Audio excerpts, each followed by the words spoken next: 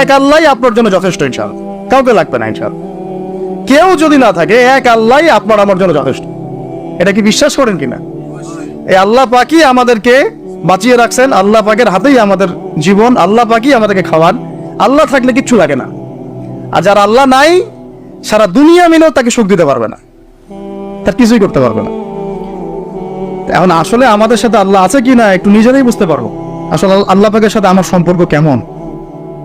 আল্লাহ বলে ডাকলে বা আল্লাহর কাছে দোয়া করলে কি আমার ভিতরে কোনো অনুভূতি আসে কিনা?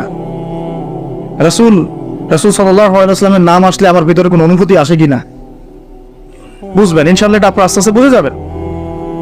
তাহলে নিজের তাজকিয়ার দিকে ফোকাস করেন, এবং তাজকিয়া অর্জন করার জন্য অবশ্যই সহবত লাগে। যারা আত্মশুদ্ধিতে পরিপূর্ণ মানুষ, এই মানুষগুলোর সাথে পরামর্শ করে চলবেন।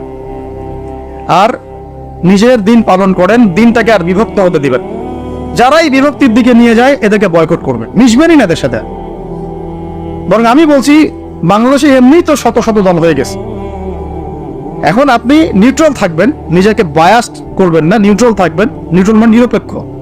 নিরপেক্ষ থেকে আপনি দেখবেন যে আসলে কার মধ্যে হকটা বেশি আছে। এরপর আপনার বুঝ অনুযায়ী কোরআন সুন্নাহর সাথে মিলিয়ে উলামায়ে কেরামের পরামর্শে যেদিকে তারা আপনাকে হেদায়েতের পথে নিয়ে যাবেন, সেই পথে আপনি চলেন। ইনশাআল্লাহ আপনি ঠিক পথে থাকবেন। এই জন্য আমি একা একা থাকতে নিষেধ করি। উলামায়ে কেরামদের সাথে পরামর্শ করে চলবেন এবং ঐক্যবদ্ধ জীবনযাপন করুন।